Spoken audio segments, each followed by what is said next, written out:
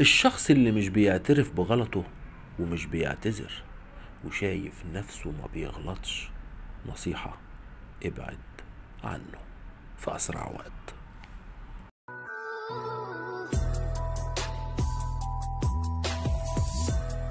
أما بقى لو مش هتقدر تبعد ومضطر تتعامل معاه، اتعامل بس في أضيق الحدود، وعامله كشخص مجنون ليس عليه حرج.